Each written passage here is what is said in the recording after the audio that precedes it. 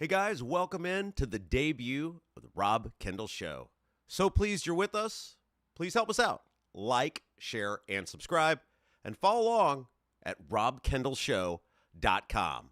We got a lot to get to. Let's get right into it. And of course, we start with the big news, not just here in Indiana, not just in our country, but across the globe, the U.S. military strikes on Iran. And, you know, one of the things that is fascinating to me about the internet, and look, the internet has done a lot of great things for a lot of people. I'm one of them, right? So I'm not trying to be a hypocrite here. But one of the things that's fascinating to me about the internet is how it just almost immediately, especially in the social media era, it almost immediately puts people into camps. No matter what the topic is, everybody just immediately heads to their corner. And in that world, we've lost the ability to have debate, have discussion, and have conversation, especially when it comes to really important things like this, because, look, the entire world is being impacted. Not just us, the entire globe. So one of the things, I'm reading these comments, and by the way, look, you've got to enter social media understanding you are entering the third circle of hell, right? You just have to go in accepting that. You can't take it personal. You can't get outraged. You got to just try to look at it as an interesting analysis of human behavior. And so I'm reading all of these comments in the media aftermath of the strike. The president comes out, makes the statement that they've done this. And then obviously in the days after, we have seen other Iranian leaders have been taken out in addition to the Ayatollah. We've seen Ahmadinejad taken out. And after days of looking at this now, and I put this out at Rob M. Kendall on Twitter, I think there's only really two options when it comes to dealing with Iran. Two options. You can either choose to completely ignore them, or you can do what Trump is doing now. Two options. If we're serious people looking at 50 years of history of our country dealing with Iran, there are really only two options. And both have merit, and both are worthy of discussion. But I think serious people would come to the conclusion that there are two options. You can either ignore them, or you can blow them to smithereens. Let's talk about the history with this country, with the United States dealing with Iran. Diplomatically, if we're being honest with ourselves, it has been a complete and utter dumpster fire, a disaster. And we've tried every approach known to man. We've tried carrots of various levels, including literally backing up pallets of cash to them. We've certainly tried sticks of various levels. And none of it, if you look at the current the current state as of a week ago of this country, as arguably the world's largest sponsor of international terrorism, their hatred for the United States and many of our allies, and their persistence from their government. It's not just like it's fringe groups. It's not just like it's rogue parts of the government. It's the main people.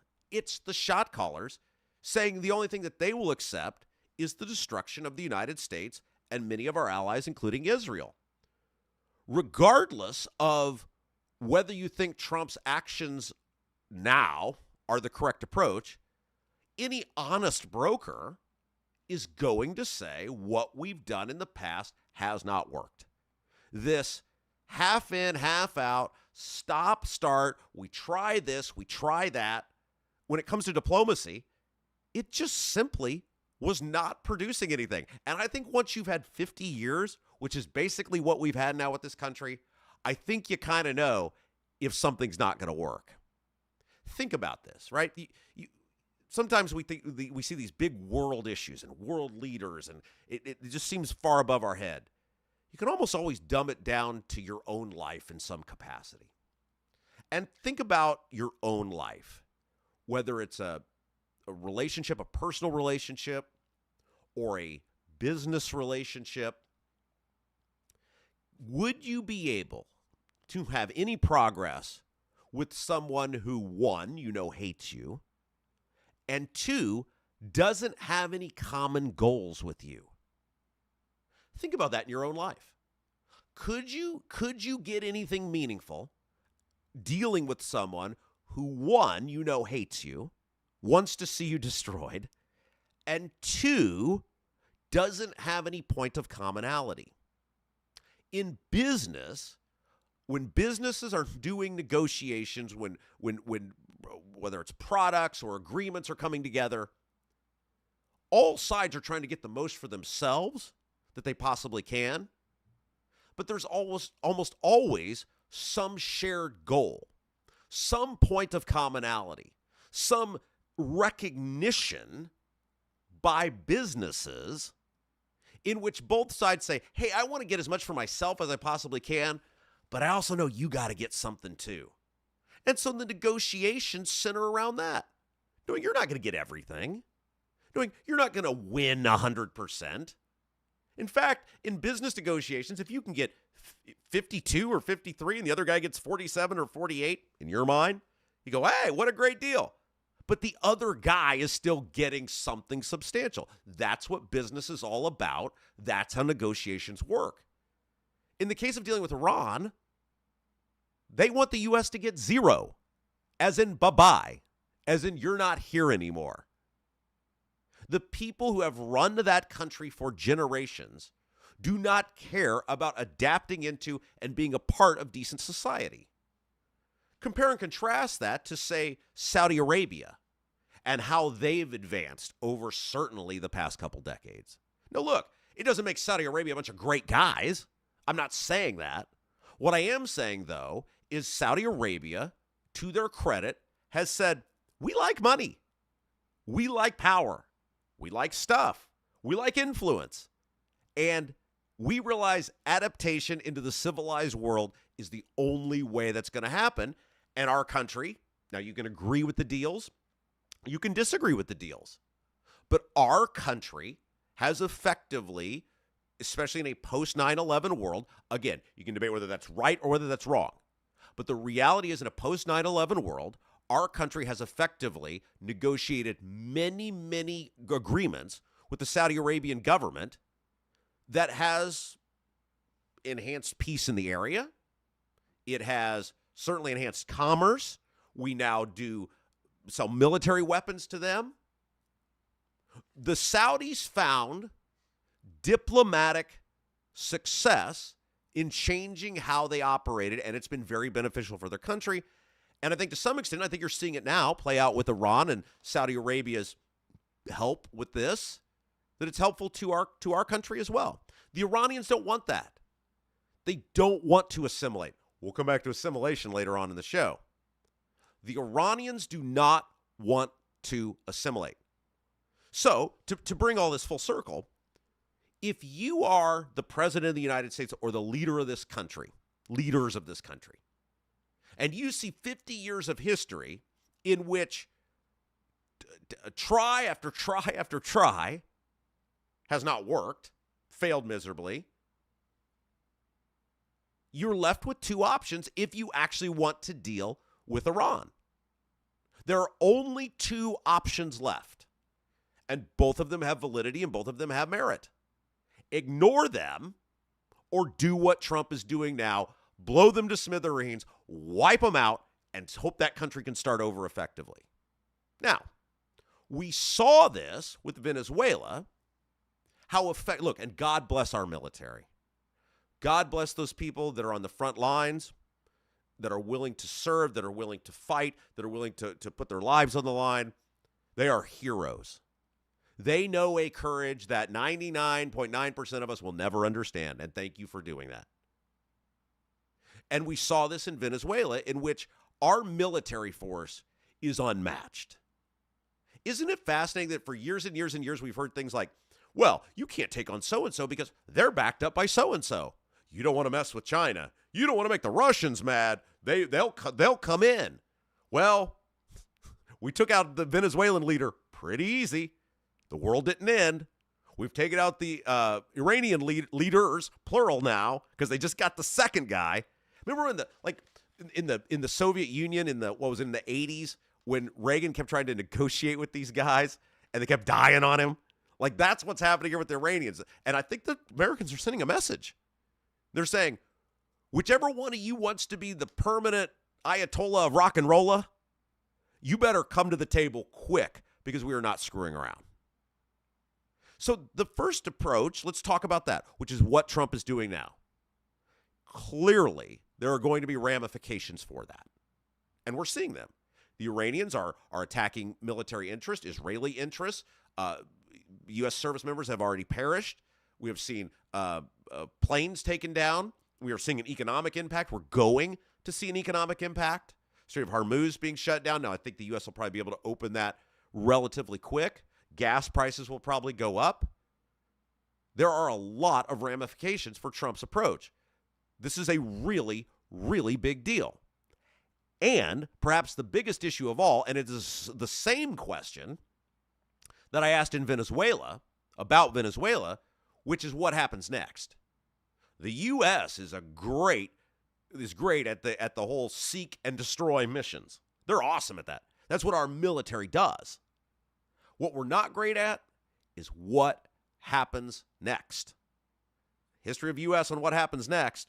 Iraq, Afghanistan, not great. And so now the question becomes, as the U.S. is repeatedly taking out these military leaders, look, Venezuela hasn't changed much. The regime that was in charge is still largely in charge of that country. Now, new name at the top of the ticket, but same general set of ideals. So with Iran, which would be much harder to police, much harder to engage with, much harder to secure, what happens now? Simply saying we're taking all of these lunatics out and then, hey, Iranian people, take your country back. I don't know. I got major concerns about that.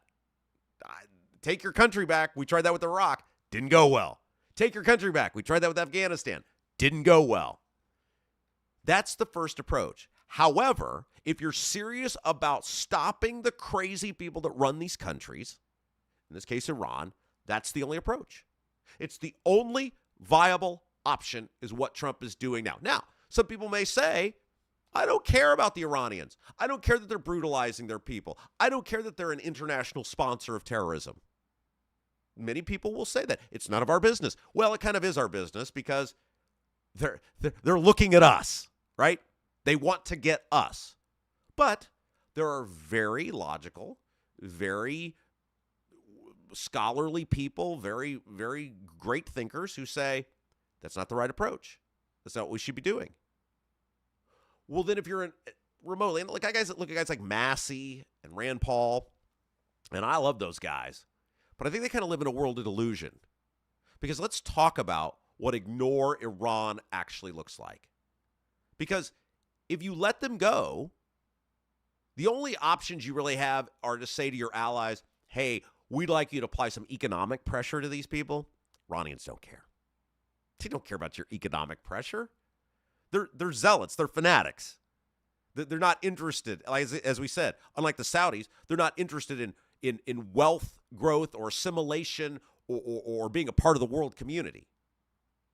So that one approach that you have, which would be like, hey, if we all sort of band together, which is not going to happen because people like China, Russia, who hate us, they're not going to go along with that. They're not going to be a part of that. You can do that, but then you allow these people who are set on getting a nuclear weapon. They have every time, even with the carrots in front of them, even with incentives to not try to develop a nuclear program, even with eyes on them, find every way to try to do it. And you're just saying, if you're saying do nothing, you're simply saying that's okay. You're simply saying that's all right. Is that what you want? One of the world's largest state sponsors of terror, who hates the United States, who has no interest in assimilation or getting along? Do you really want to just ignore those people? This is not North Korea. This is not a country that has isolated itself from everyone and has no means to produce for itself. Iran does. They have. Now, they're brutal to their own people. The tippy tops keep all of it for themselves for the most part. But Unlike a North Korea, they have the ability to do a lot of damage. It's not just some lunatic family making idle threats and then they launch a missile and it falls into the ocean after 10 feet. It's a different ballgame. You can go that route, but you should not be surprised. And look, it goes far beyond just physical damage. How many times now have we caught the Iranian government or proxies, cyber attacks, trying to take down infrastructure? How many times have we done that? These people are at war with us. I think sometimes we struggle to process that whether there's a declared war or they've got boots on, they don't have the ability to do that. But they are at war with us. They are trying to harm us. And so you ultimately have to make this decision on how to deal with Iran. It comes down to this. Because the do-nothing approach, in the short term, way easier, right? No military men would be getting harmed. You wouldn't see economic damage. You stay out of the headlines. You have the protesters. It's way easier, right? In the short term, do nothing is the easiest thing to do.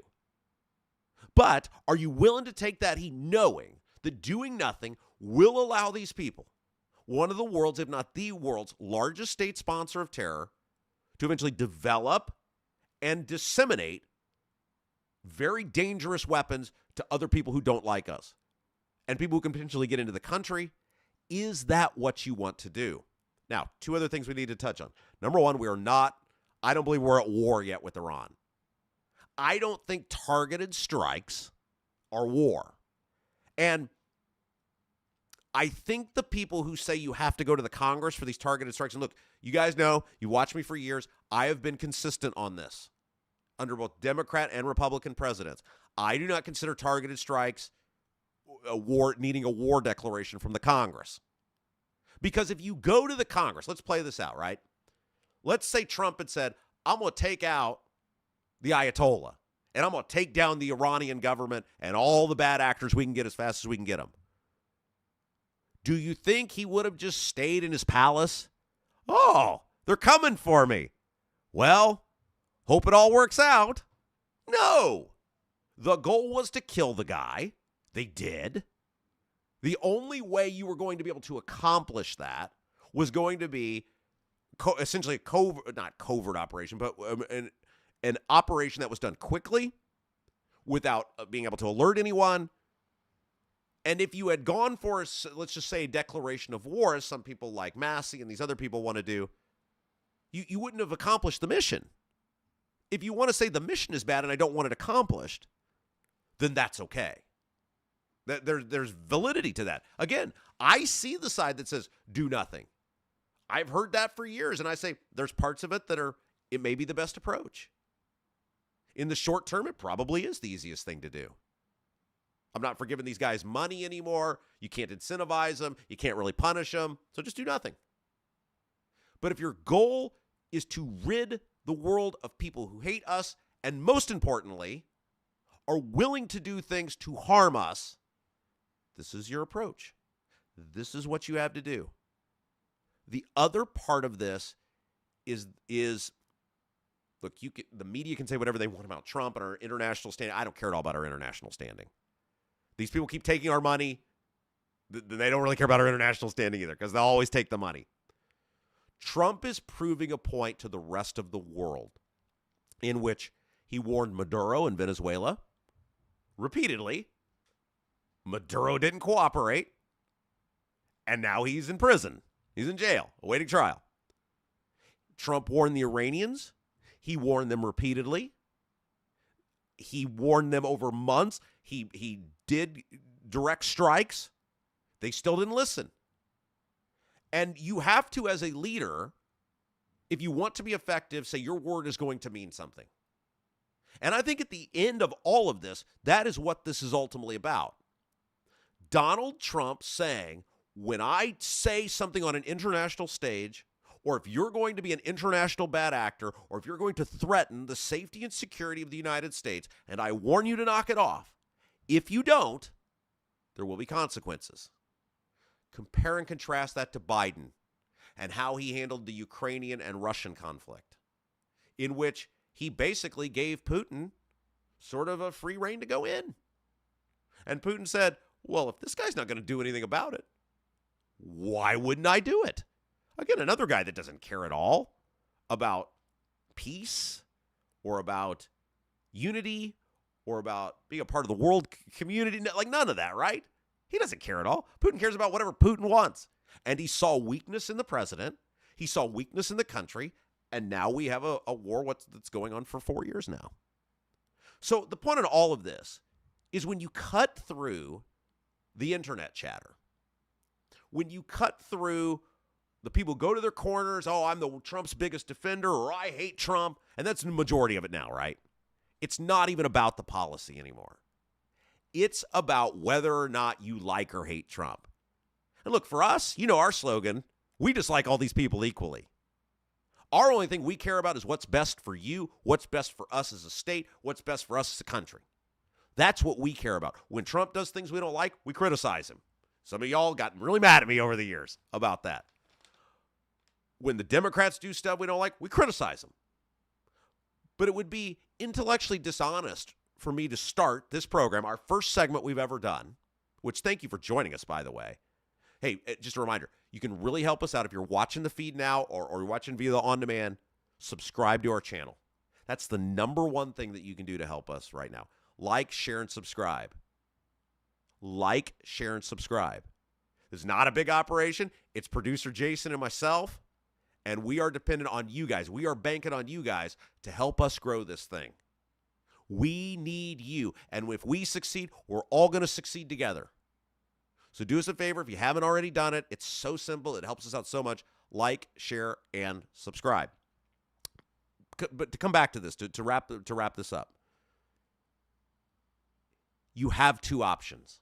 If you're a serious person and you look at 50 years of history, none of the diplomacy has really worked over a long period of time. And if you have two options, you have to be honest about what those options are and what the ramifications, short and long term, entail.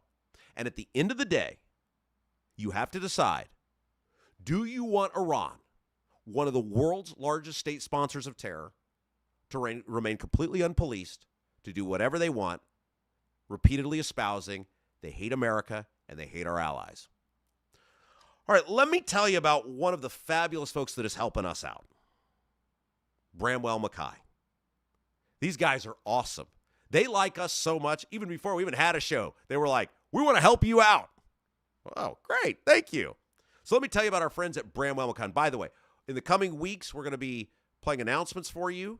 We're going to be telling you about people that are supporting our program. Please support them. Even if you don't need their service in the moment, just reach out to them. Say, hey, I heard you on Rob's show. Thanks for supporting Rob. We don't have a big corporation behind us. We're doing this all by the seat of our pants. And boy, howdy, and I talked about this yesterday. We did that little Easter egg video. Boy, howdy, is podcasting more expensive than I thought.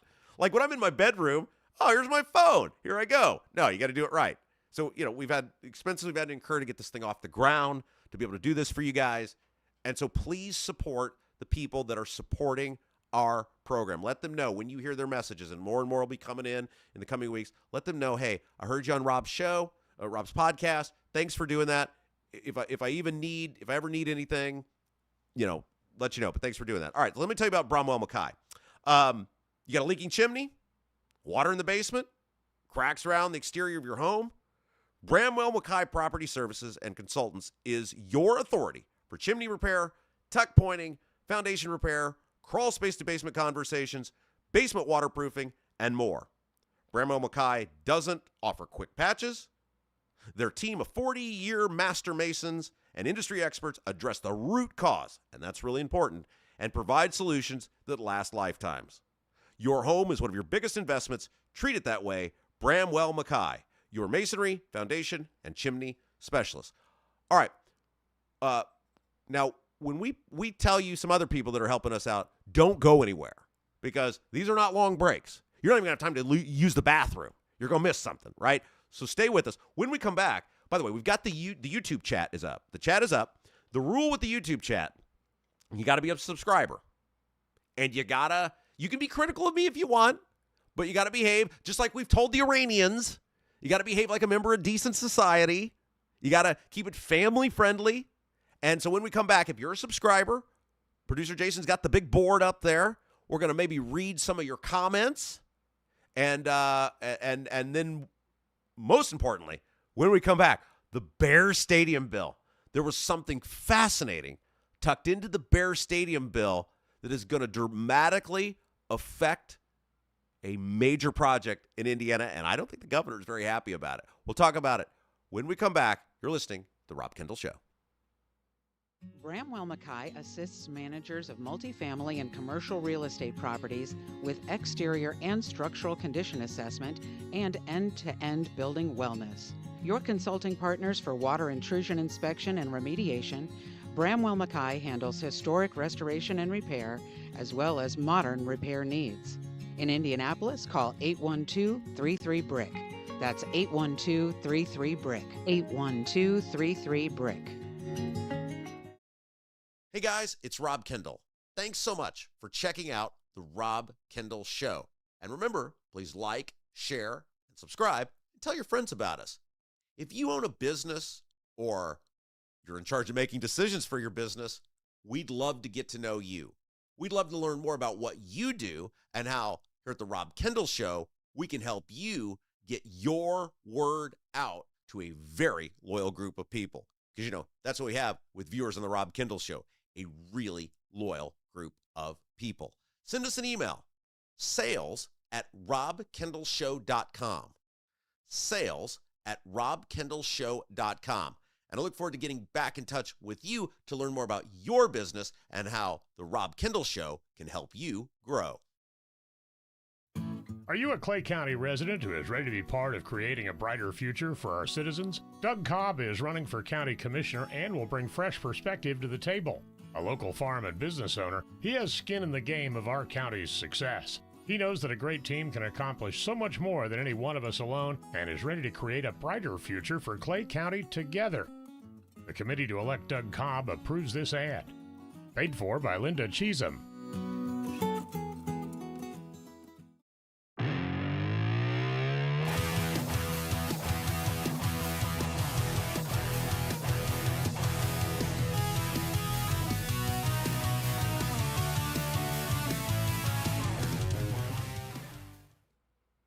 Hey guys, welcome back. It's Rob Kendall Show.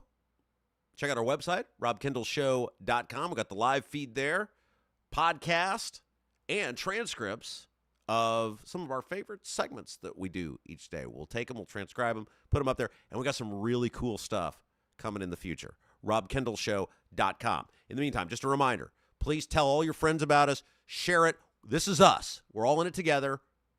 Like, share, subscribe. Those subscriptions are so key to us right now as we try to grow this thing. So before we went to break, I said, here's the rules for the YouTube chat. We got it open. You got to be a subscriber to comment, and you got to behave by the rules of decent society. You don't got to like me, but you got to make it so that everybody else wants to be a part of the Rob Kendall Show community as well. Producer Jason, he is very quick on the trigger. He is not big on second chances, but I did want to read some of the comments. Crockett, 327, have a great show today. Let's see here. Oh, MLW. This guy got here. MLW Warriors got here like 10 minutes early. Got here early to get a good seat. It's just like general admission, right? The best seat, the earlier you get. It's like going to a concert. Dude of sauce, get those thumbs up, people. Look at all these comments. Oh, my gosh. Somebody mentioned, yes, Hammer and I, we have the big comedy show coming up on Saturday. Sold out comedy show, Mad Hatter Comedy Club in Greenwood. That is going to be awesome. Let's see here. Boy, these are awesome. Oh my gosh. Oh, here we go. Brian Swing, 135. We're back, baby. We're back, and I'm loving it. Okay, the bumper music. Yes. Drew asked about the bumper music. The bumper music is badass. Is that Van Halen? No. Look, we're a pretty top-notch operation here at the Rob Kendall Show. We have our own guy. Dean Klein is his name. Local musician. Awesome dude. Many of you know producer Jason is a very accomplished musician himself, so he knows all the local musicians. Now, he probably won't be saying this, but producer Jason had a magazine years ago in the 80s that was the magazine in Indianapolis. Producer Jason, and I'm going to put this over here. I'll give this back to you, Producer Jason. Yeah, don't fall. Producer Jason, we call him a Zen master. Like he's like a master of all trades, and he was a very accomplished musician. And he had The Call was the name of the magazine in the 80s, and that was, if you were on the Indianapolis music scene, that was the magazine that everybody read. So he knows all the musicians. Dean Klein is our guy, great local musician doing the theme song. Thank you, Drew, for pointing that out. All right, so let's talk about the Bears Stadium bill. And by the way, Friday was the end of the General Assembly. Friday was the last day of the legislative session.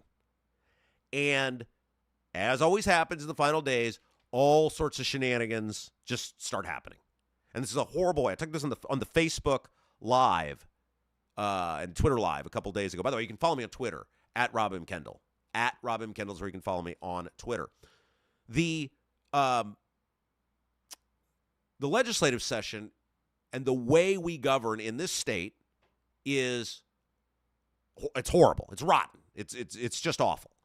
And I kind of compare it to like a NASCAR race. I'm not a racing fan, but I would always watch a couple NASCAR races a year. Daytona, the Daytona race, got the Brickyard, a couple others. Used to be fun, right? I used to really enjoy it. And a lot of people used to enjoy it too. At one point, NASCAR overtook IndyCar, right? But they've had all these rule changes, and now I will watch Daytona, and that's probably about it. And it's just like I watch it, and you realize, now I get it for points it matters. I understand that. But I'm saying in terms of that race, the casual viewer, the final like 10 to 15 laps are all that matter. You got this big, long race, and then there's all these wrecks. There's all these crashes. It's just like your guy can be leading the whole race, and then people just start getting crazy, and you're like, why did I watch this whole race? Why did I invest all this time watching this whole race when I know the final 10 laps are all that matter? And our governing is sort of that way, too, in the state of Indiana. Our governing has become where nothing really matters until the end. A bill can die. A bill can not get a hearing. A bill can be changed. It can be altered. And then in the final couple hours, they call them conference committees, where the House and Senate elect leaders that get together, and they negotiate these bills that aren't agreed on by the House and Senate, and all sorts of crazy changes start happening. We saw this last year, where somehow, by the end of the legislative session, despite no testimony or no heads up, Mike Braun ended up taking over Indiana University. And people are like, what? And so it's very frustrating, where it's basically whose line is it anyway, where the game's made up and the rules don't matter. That's basically what our legislative session, our legislative process is in Indiana, where the game's made up and the rules don't matter. So all sorts of crazy stuff happens at the end of the legislative session. And one of the things that happened this year, and it's not getting the publicity it should, but it's very interesting, is something that got tucked in to the Bears Stadium bill. Now, for those of you who've been watching the live feeds, we've talked a length about this, about the state's plan to give all sorts of money to the Chicago Bears to come to the state of Indiana. Billions of dollars by the time it's all said and done. Different tax increases. Some of them I don't think they've been real honest about as it relates to tolling in the roads yet. And then there's a lot of people who are super critical. This may be an example of the legislature, which, look, don't kid yourself. The Indiana General Assembly, by and large, hates Mike Braun. They cannot stand Mike Braun. Why? Because they see him as some fraudulent rich guy that bought his way to power. That is what most of your lawmakers, whether they'll admit it publicly or not, most of them won't, of course. That's what they think of Braun. I've heard it from a bunch of them and people who know a bunch of them. They can't stand him. And he came in there and started immediately trying to boss these guys around, and they said, we just dealt with that with Holcomb for a few years, for almost a decade. We're not doing that with you. You don't have the resources or the money to boss us around anymore like Holcomb did. It's very similar to what we saw when Mike Pence became governor after Mitch Daniels. Brian Bosma, David Long, the pro tem of the Senate, the Speaker of the House. They stepped in and said, when Pence became governor, we think you're kind of a phony. We don't think you're really interested in Indiana. And we've been taking a backseat to Mitch Daniels because we needed him for 8 years. We don't need you. We don't need you. And so you saw, excuse me, still fighting this bug that's been going around. You guys got this? Like, everybody has this. I'm sure it emanated from my kid. I'm absolutely, like every other sickness that comes into my house, I'm sure it emanated from my baby tyrant toddler. But, like, look, dude, I could have had 108 temperature and I've been here today. There was no way we're missing the show today. The snow, everything. I was like, it could be the blizzard of 78. I am showing up here today for you guys. But anyway, so the legislature already was in a defensive posture to Braun before redistricting. And then redistricting happens, and it goes up 30 notches, right?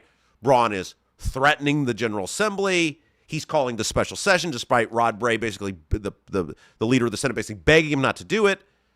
He threatens to primary people that don't vote the way he wants. And we said when all this was going on, we said, there is no way these guys are going to want to work with Braun, and they're going to make him feel pain. They have the ability to make him feel pain, and they are going to do it. So fast forward to the Bear Stadium bill. Now, keep in mind, in the build-up to the stadium bill, what happened? We exposed and ultimately shut down for now the Midstates corridor. Remember, that's that project to connect 64 to 69 in southwest Indiana that the people in Du Bois County and the surrounding counties are very against. Mike Braun's home county, a poll came out that showed overwhelmingly people are against him in his home county. And the major reason it was revealed was because of the Midstates Corridor project, a project that would gut generations of family farms, of ways of life, of quality of living. And the only real benefit, despite intense public opposition in southwest Indiana, is seen as being to the trucking and distribution industry. Well, who's in the trucking and distribution industry? Mike Braun. That's how he made his money. That's how he made his fortune. And so many people down there see this as the state proposing spending billions of dollars for something that saves a few minutes of time at best and really only benefits a select group of people and totally guts and disrupts the way of life in southwest Indiana. And it really wasn't getting any exposure up there until we took it on a radio show. And I was told by multiple people, we did a week of exposés on this. We sent producer Jason down to Du Bois County to talk to those people about specific people, how their farms, how their childhood homes, how all of this, their way of life is going to be disrupted.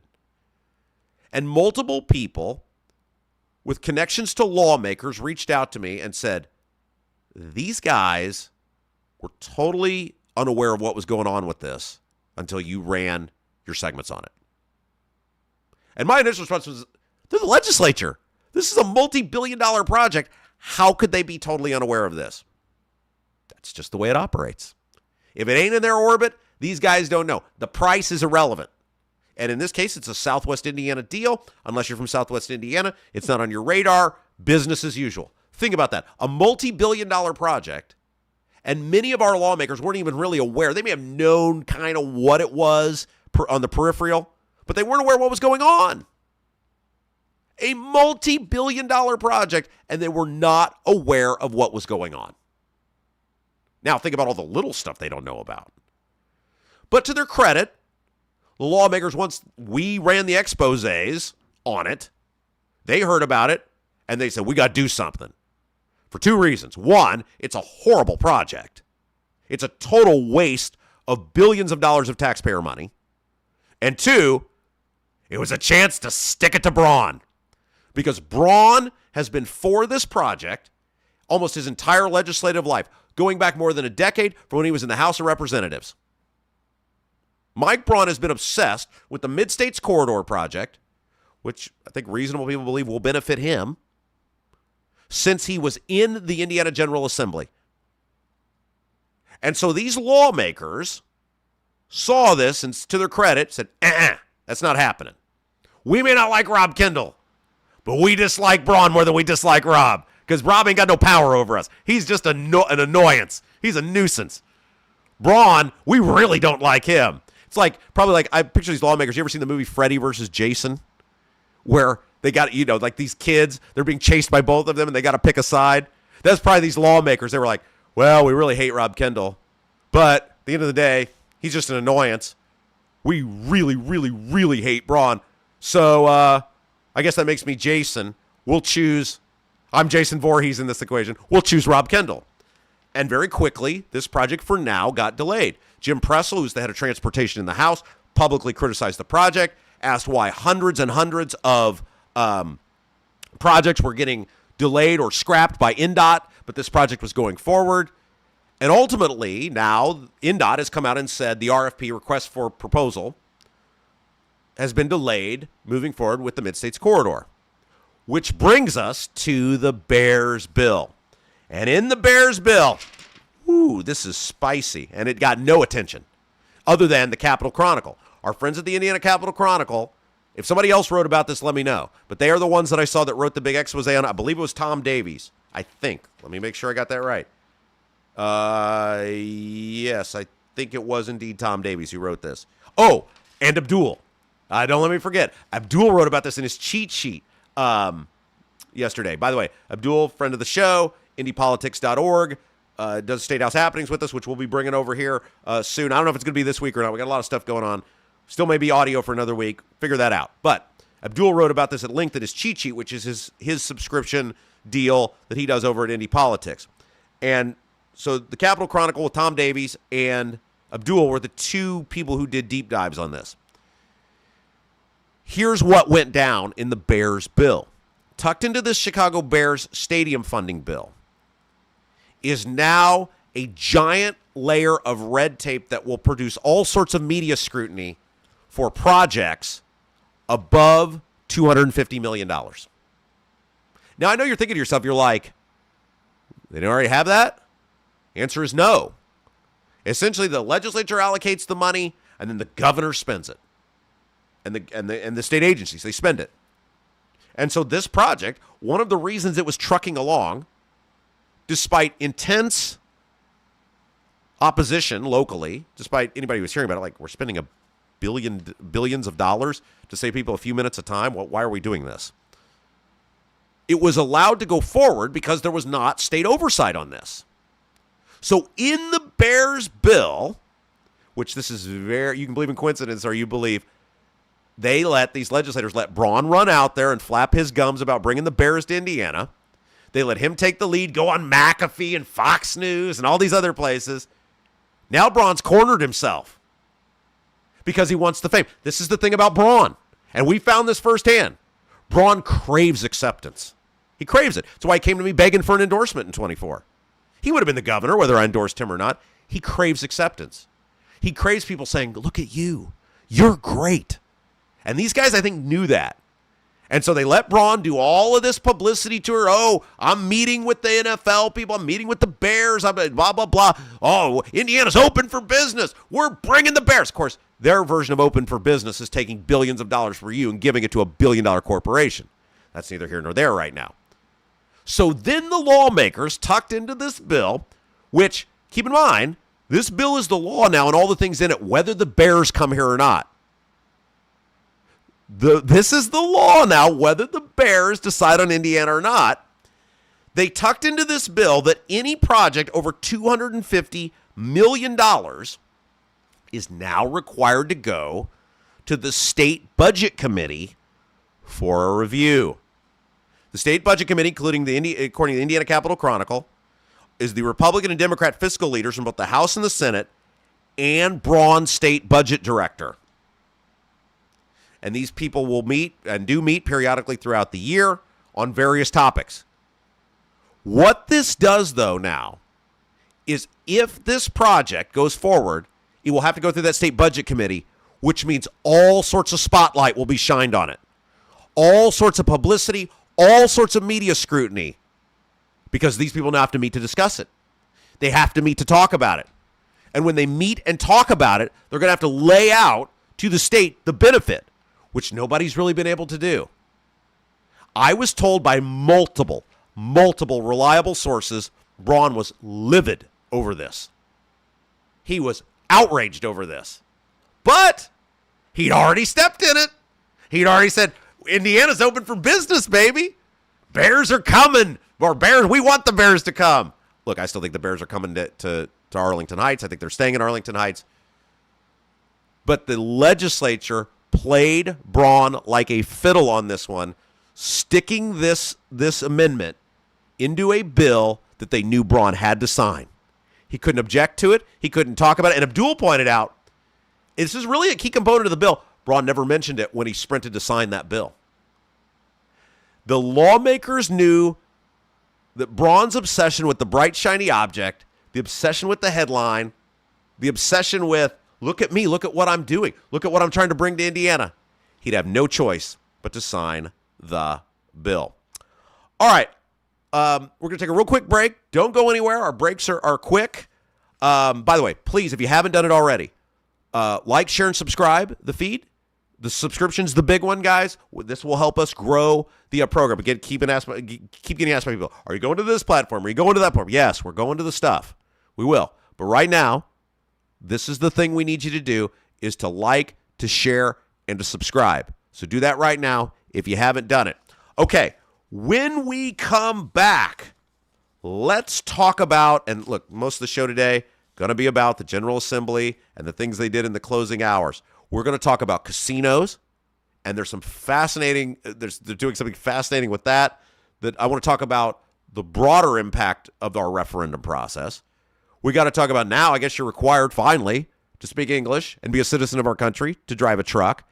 And we need to talk about this big meeting that Trump is going to have with some big players in college athletics or related to college athletics about NIL, because that could have a big impact on the state of Indiana. We'll take a break. We'll be back. Listening to The Rob Kendall Show. Bramwell Mackay assists managers of multifamily and commercial real estate properties with exterior and structural condition assessment and end-to-end building wellness. Your consulting partners for water intrusion inspection and remediation, Bramwell Mackay handles historic restoration and repair, as well as modern repair needs. In Indianapolis, call 812-33-BRICK. That's 812-33-BRICK. 812-33-BRICK. Hey guys, it's Rob Kendall.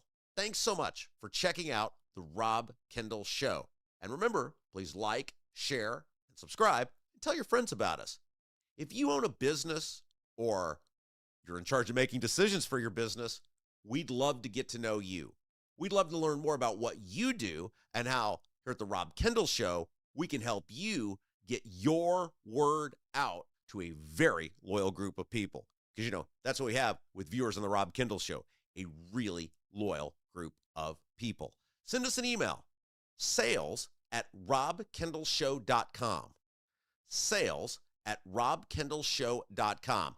And I look forward to getting back in touch with you to learn more about your business and how The Rob Kendall Show can help you grow. Are you a Clay County resident who is ready to be part of creating a brighter future for our citizens? Doug Cobb is running for county commissioner and will bring fresh perspective to the table. A local farm and business owner, he has skin in the game of our county's success. He knows that a great team can accomplish so much more than any one of us alone and is ready to create a brighter future for Clay County together. The committee to elect Doug Cobb approves this ad. Paid for by Linda Cheatham.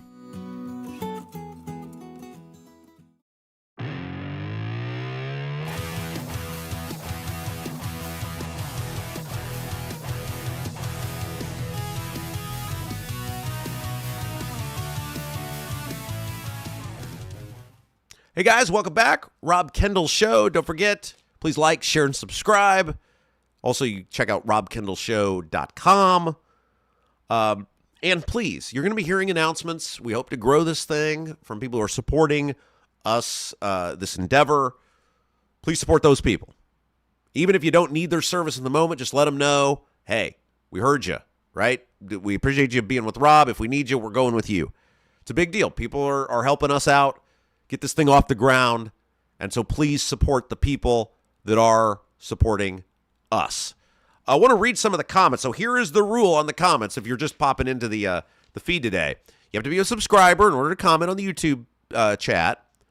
And you can be critical of me if you want, but you got to do it in the realm of decent society. You got to be able to, we want it to be a welcoming environment for everyone. We want everybody to be able to express their opinions. And producer Jason, he was very strict. I've met his son. He's told me many times he's very strict as a parent. You do not want producer Jason getting angry with you because he will throw you out.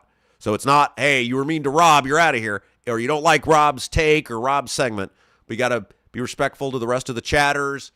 Don't be an annoyance.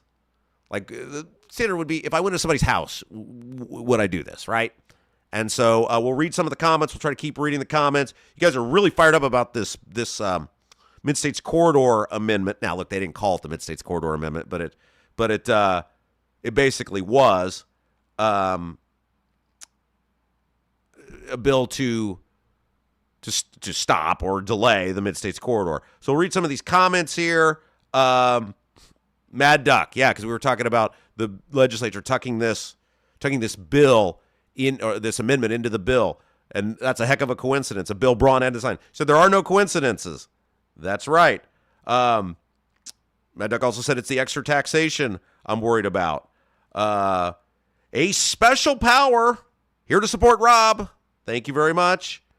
Dr. Phil the Fifth, Dr. Phil V.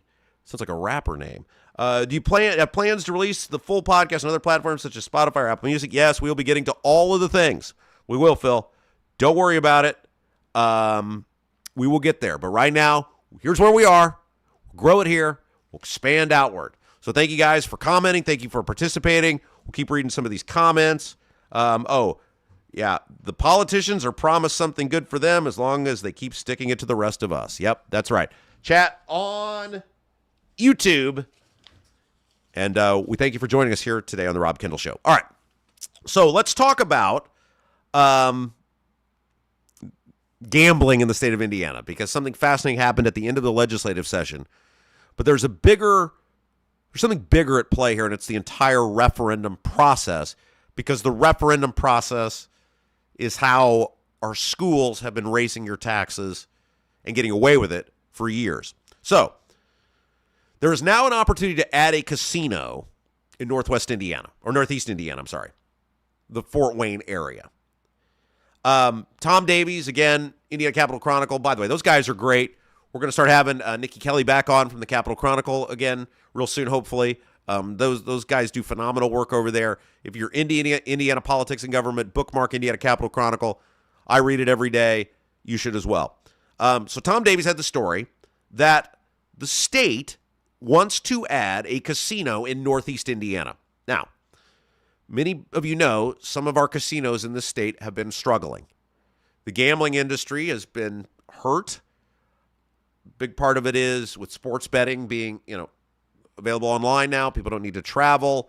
Other states have legalized their gambling or updated their gambling operations, so not getting as many people to travel from out of state. Gambling industry has had some issues the last few years. But, so you would say, well, if the gambling industry is having issues, why would they want to add a casino? And the answer, as with all things, is money. Lots and lots of money. $150 million would go to the state for a new casino license. So if you win, for lack of a better term, can you imagine? Hey, you've won. What did I win? You owe me $150 million. That's your prize to an industry that's really been in some trouble lately. Congratulations. But that is the answer to all of this. $150 million would immediately go to the state of Indiana. Now, there are 3 counties that are eligible for this casino: Allen, DeKalb, and Steuben counties.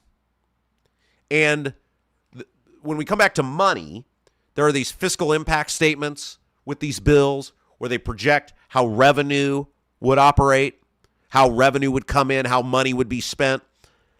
And they projected, in addition to the $150 million license fee, the casino, if it were in Allen County, would generate $61 million a year in tax revenue.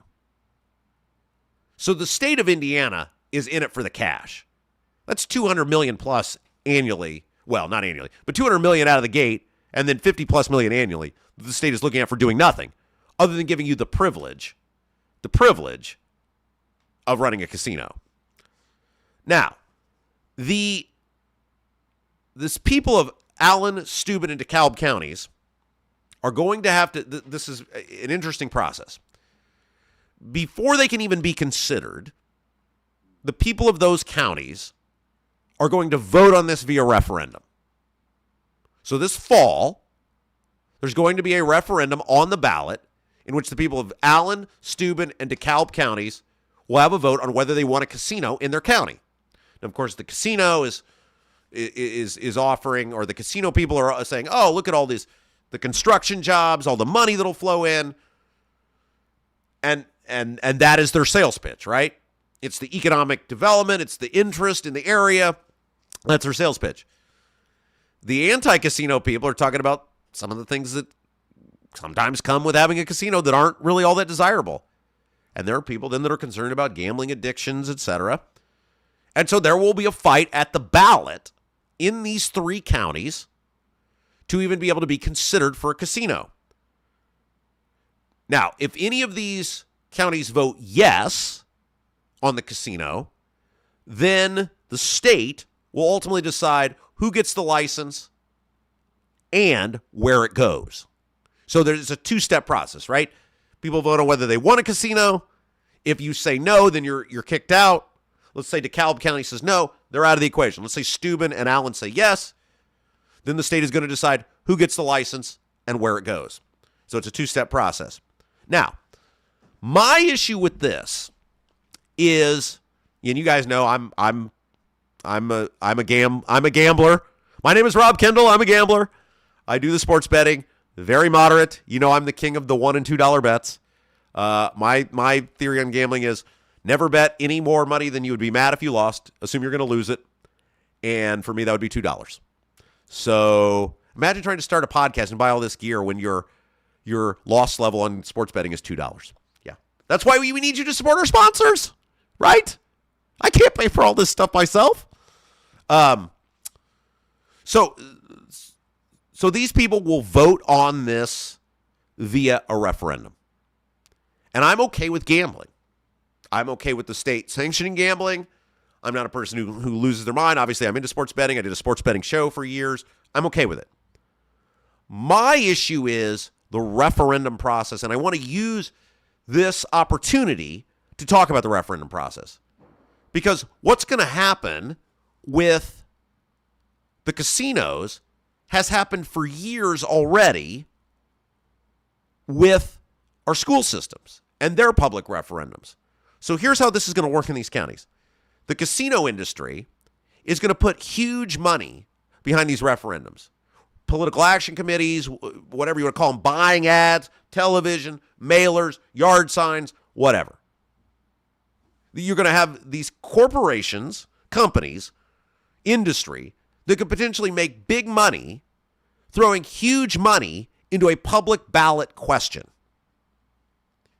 Then on the other end, you have the people who are against it, whether it's for, moral objection or they're concerned about crime or whatever that might be. They're going to have to fight this, but they don't have the financial windfall at the end of the thing. They don't have a financial benefit hanging as a carrot getting them to do this. So you have one side who has all this financial incentive to put huge money, mailers, signs, TV ads, radio ads, all of these things. By the way, you want to reach a big audience, Rob Kendall Show. Sales at robkendallshow.com. Hello, casino people. Versus the people who have no invested interest in this other than the community itself. That's not a fair fight. These things are going usually pass because it's not a fair fight. If one guy is spending, and I'm just throwing numbers out here, I have no idea if these would be the numbers. If one guy is spending $5 million and you're spending $5,000, well, who's going to win? So now I want to bring this back because, look, at the end of the day, whether casino passes or not, it's not raising my taxes. Casinos, you can make a compelling case, may actually lower taxes. Well, the state will just spend it, so they're not going to lower taxes. But $2 2 coughs so far the whole show. That was my big concern driving in today. Can my voice hold up and make it through an entire show? We need a cough button here, too. That's something we got to get on. We'll add that to our expense account. It's very small. Fast forward this to our school referendums, especially the ones that deal with construction. When a school system proposes a referendum for construction, here's what happens oftentimes. Number one, they're allowed to use public money to hire people. They call them consultants. And they pay these people big money in some cases. And their job, and this is legal, they can do this, their job is to help pass the referendum. So you have the school system using public money to hire these people whose job it is really, like, it's not political, but it is, right? Their whole job is to get a desired result. And we're talking tens of thousands of dollars. For example, in Brownsburg, where we defeated a school referendum, they paid the consultants $60,000 of public money. $60,000 out of the gate on a public ballot question was used by the government. Then you start looking at these political action committees that get formed, especially with the school construction ones. Who's the donors? The construction companies that anticipate getting the bids if the thing gets approved. You'll have tens of thousands of dollars potentially flowing into these communities, oftentimes by people who have financial incentive to get a public ballot question approved. In Brownsburg, where I lived, we got outspent $100,000 to $3,000, roughly. 100 to 3, basically, was the final total. Now, we won because they had me, right? And you can't put a value on me. But for the average community, they got no shot. They got no chance. When you have for-profit companies putting money into political action committees to alter or manipulate, or whatever word you want to use, the result of a public ballot question. And so the same thing is going to basically happen here with these casino referendums, in which the casinos who have financial incentive to pass these referendums are going to put big money, potentially, behind these questions, getting people to vote their way. And the same thing has happened for years and years and years with the referendums for the schools. It's not right. If you stand to make money, the legislature, and they won't do this, but if you stand to make money off a public ballot question, you should not in any way be able to financially contribute to the outcome of that. That is ridiculous. That you can spend money to affect a public ballot question that you can potentially financially benefit from. It is gross. It is absolutely gross. All right. Something is going on or scheduled to go on later this week, and it's fascinating to me. Donald Trump, according to ESPN, has convened the commissioners of the Power Four conferences in college athletics. So that's the Big Ten, SEC, ACC, Big 12. And they're going to meet with Trump at the White House March the 6th to discuss NIL and the Wild West that college athletics is becoming. Look, I don't know how you guys feel about it. Watching college football, kind of hard now. Like I still do it. Big Notre Dame fan, it ain't the same to me anymore. Because when I watch college athletics now, I see a bunch of professionals. I don't see people who, for the most part, and I'm talking big-time college athletics. Like, I get if you're going to somewhere on a rowing scholarship, this is not you. If you're somewhere on a volleyball scholarship, probably not you. For the most part. Maybe some, but probably not. We're primarily talking football and basketball, who this affects the most. But when I watch college football or college basketball, I don't see people there for the love of the school. When I was a kid, I was a massive IU basketball fan and Notre Dame football fan. And as a kid, a guy coming in as a freshman was a big deal. Like, I remember the publicity around, hey, Bobby Knight got so-and-so, or Lou Holtz got so-and-so. And you knew with some degree of certainty you were going to watch that person for 3 or 4 years, and you were going to watch them go from a kid to a man, and you invested in those people because that was your team, and those were your peeps. Those were your guys that you cheered for. because it was about the school. I think maybe it's a stretch to say it was about education. Maybe for some of them. A lot of them it was, right? Like the IU players went to class, graduated, great graduate, like all of that, right? Same at Notre Dame. But the point was, you knew who these people were. You knew you were going to see them one year after the next. You knew you were going to sort of grow up with them as they were growing up in their own way. And that made you emotionally invest in the team. Now, and look, God bless the IU football team. It's an incredible story, no matter what era they did it in, to go from one of the worst teams in college football to the best, and they are the best. There's no doubt about it. But as I'm watching all of these games, I'm realizing this team is kind of bought and paid for, which everybody can do it. I'm not saying IU did anything bad or illegal. They certainly didn't. They followed the rules. But how many of you really knew most of those players? When I was a kid, when I was growing up, you knew all the players on IU's basketball team. Even the guy that sat on the bench that never played. The rare instance he got in when I was up 50 with a minute to go. You knew who he was. The same with football. You knew who the guard was. You knew who the tackle was because you saw the names for years and years and years and years. Outside of Mendoza and a couple other guys, how many of you honestly knew most of the guys on the IU's football team this year? Maybe some of you did. I'm sure there's some super fans who did. But did you really have the same emotional connection that like you used to IU basketball players? And don't get me wrong, it's awesome they won. It's great. Everybody's playing by the same rules right now. They did it the right way, right? The right way by today's standards. But we are turning, we have turned kids. I mean, these, like they talk about your brain not being fully functioning until you're functioning until you're 26 or something like that. Case of me and producer Jason, 40s and 50s. Yes, still waiting.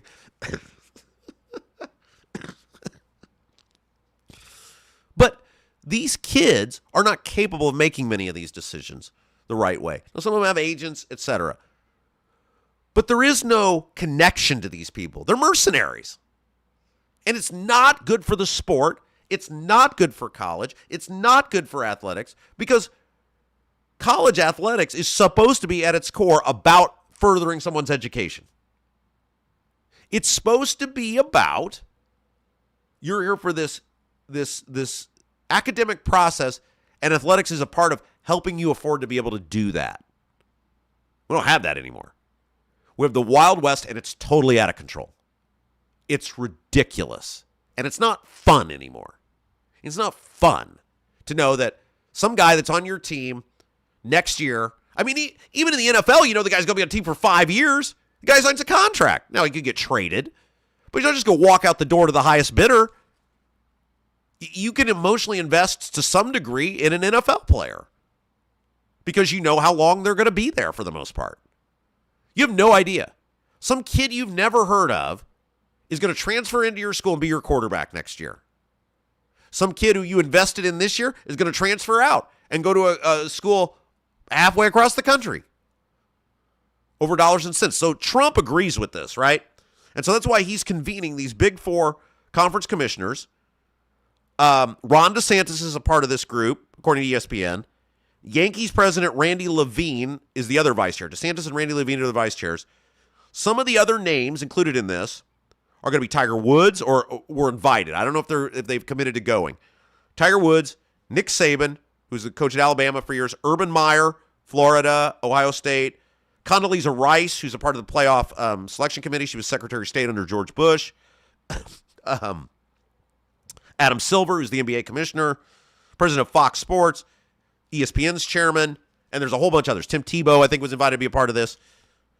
And I think what Trump is trying to do, because he really wants to get rules and regulations around college athletics that make sense. Still rewards kids. I've always thought NCAA went too far. There were too many restrictions. If a kid wants to do a car lot commercial, he could do that, right? There's no reason I should be able to do endorsements and a college kid can't. But this pay for plays, I mean, it's ridiculous. And so the Congress, for whatever reason, will not move on this. They will not act on this. And there needs to be action. And so that's what Trump is trying to do. All right, couple of reminders. If you haven't, like, share, and subscribe. Let us know that, let your friends know you're watching, you're part of the Rob Kendall Show. Check us out, robkendallshow.com. And we really appreciate you tuning in for our debut episode. We can't thank you enough. We're going to grow this together. Be great. I'm hanging in there. I'm going to do it. All right, let's take a break. When we come back, big news at the end of the legislative session. This shouldn't be big news, but I guess it is. You now have to be able to speak English and be a citizen of our country to drive a truck here in Indiana.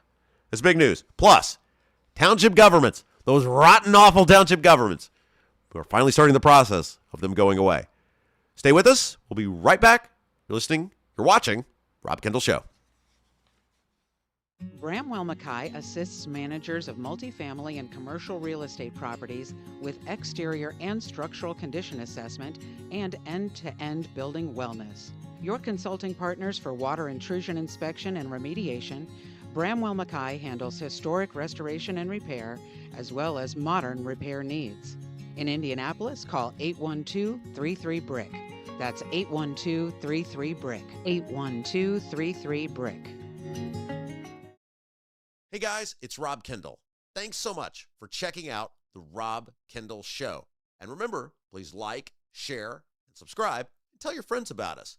If you own a business or you're in charge of making decisions for your business, we'd love to get to know you. We'd love to learn more about what you do and how here at the Rob Kendall Show, we can help you get your word out to a very loyal group of people. Because, you know, that's what we have with viewers on the Rob Kendall Show, a really loyal group of people. Send us an email, sales@robkendallshow.com. Sales@robkendallshow.com. And I look forward to getting back in touch with you to learn more about your business and how the Rob Kendall Show can help you grow. Are you a Clay County resident who is ready to be part of creating a brighter future for our citizens? Doug Cobb is running for county commissioner and will bring fresh perspective to the table. A local farm and business owner, he has skin in the game of our county's success. He knows that a great team can accomplish so much more than any one of us alone and is ready to create a brighter future for Clay County together. The committee to elect Doug Cobb approves this ad. Paid for by Linda Cheatham.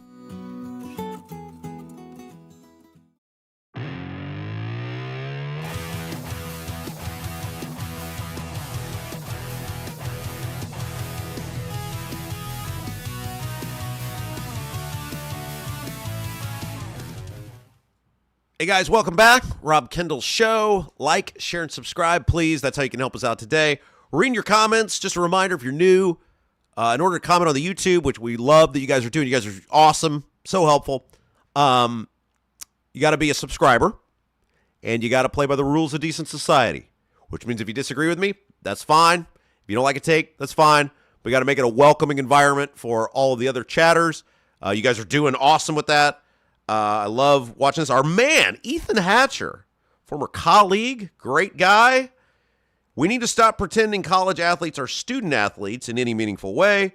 There's been a joke for decades that's only gotten worse. Now they're paid professionals. That is absolutely right. Yeah, Kevin, you're right. High school is next. Now, this is a huge issue, right? And you laugh about that. State of Indiana has now made a change where you used to, in order to transfer, used to have to go for academic reasons. And that was very controversial back in the day. These really good players would find convenient academic reasons to transfer. Now, you don't have to have a reason anymore. You can just leave, right? And you're right. I have a dear friend who works in state government who I won't name because we use him as a source quite a bit, and he would be tarred and feathered if people ever found out that he was giving me information. But he says that he said that for months now. He said, look, that is coming, and that is going to be in front of the General Assembly before too long.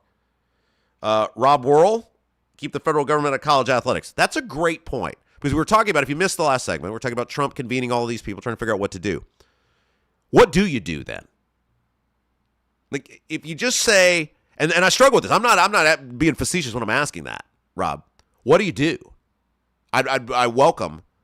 I want my college athletics back. I liked college athletics. I feel like there was from a product perspective, it was great. Look, I also understood though that the NCAA had some ridiculous rules where, they were punishing kids for getting sandwiches. But I also recognize the federal government pretty much ruins everything it touches. So I struggle with this, right? I'm open to hear whatever you guys think. Whatever you guys think. G-Funk, because we talked about the casinos. Proposal casino, Northeast Indiana. Hoosier Park was supposed to save Anderson. The complete opposite happened. Look, these legislators, they've bet big on casinos. I think you make a compelling case that they haven't delivered what was expected. Now, we come back to, here's all the General Assembly cares about. And look, they're never going to legalize marijuana in this state because the pharmaceutical companies have too big a stranglehold on the General Assembly. The lawmakers. Never going to happen. I mean, it makes sense. Or you would say, like, okay, the logical thing would be, let's just legalize marijuana, at least medically. But they're not going to do that because the lobby, the pharmaceuticals have too big of a stranglehold. Look at the money these people give to politicians. It's gross. So this is the money grab. The casinos are the money grab for the politicians. You're looking at someone handing you $150 million. Plus, depending on, the projections, they may be off a little bit, $50 million plus annually. It's a lot of money. All right. Before we get to talking about this incredible news that you now have to be a citizen of our country in order to drive a truck, let's tell you about our friends at Bramwell Mackay. We love Bramwell Mackay. Those guys are awesome. They've been big supporters and fans for a long time. They came to me before I even had a show, said, how can we help? Whatever you're doing, we want to help. These guys are awesome. And let me tell you about them. Masonry color mismatch, previous repair catching your eye, not happy with the brick on your home and ready for a total makeover? Bramwell Mackay Property Services and Consultants offer specialized masonry, staining, and recoloring. Whether you want to seamlessly blend repairs or completely transform your home's exterior, want to build something new, Bramwell Mackay's 40-year master masons design and construction custom patios, sidewalks, outdoor summer kitchens, archways, entryways, and more. Bramwell Mackay, beauty built to endure. And again, we're going to have more people we think coming on here soon that are going to be a part of this with us.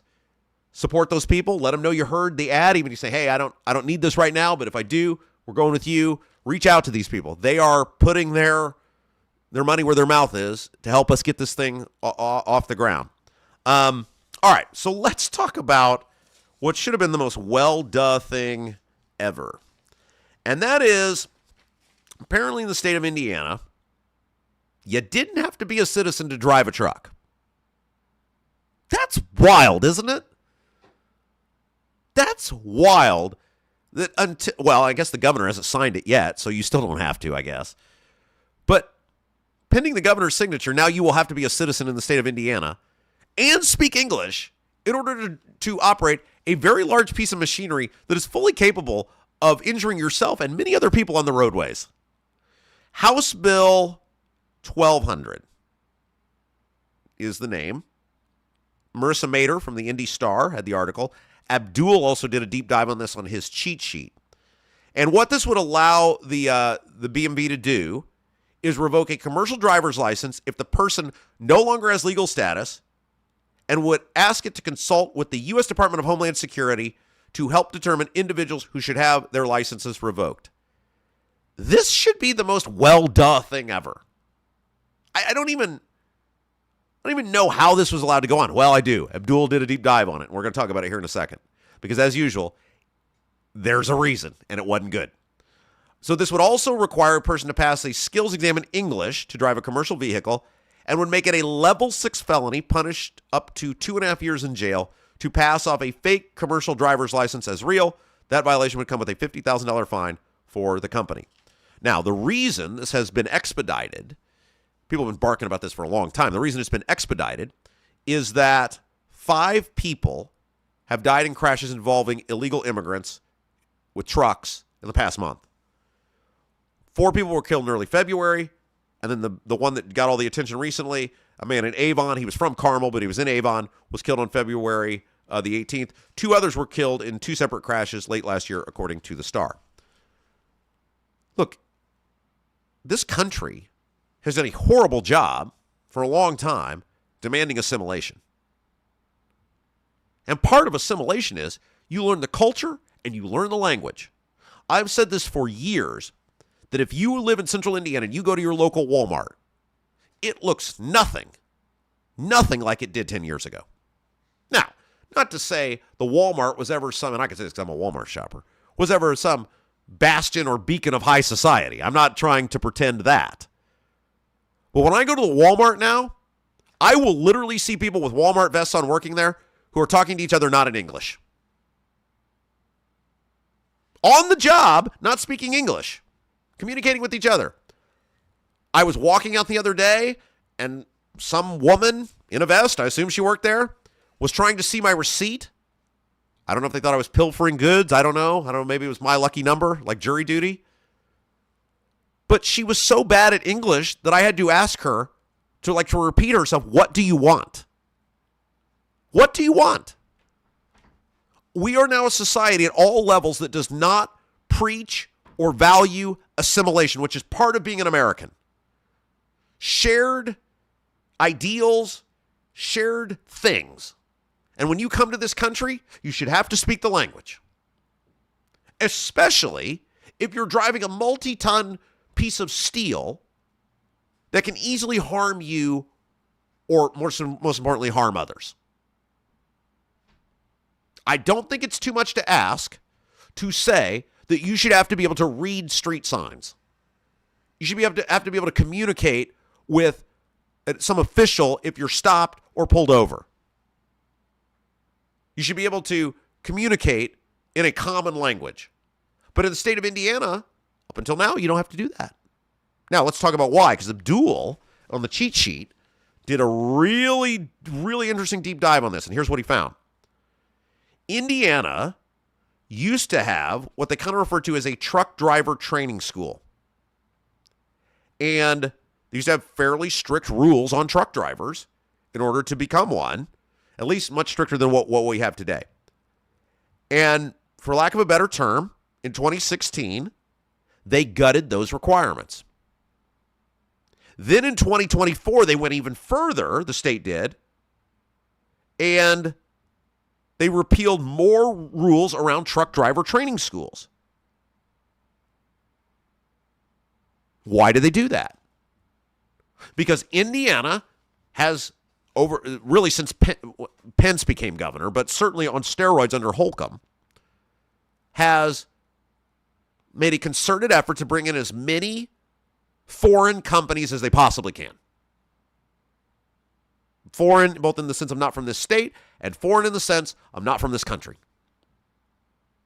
And part of that, and part of the sales pitch of Indiana, which you subsidize with one of the largest gas taxes in the nation, by the way, is the movement of goods and services.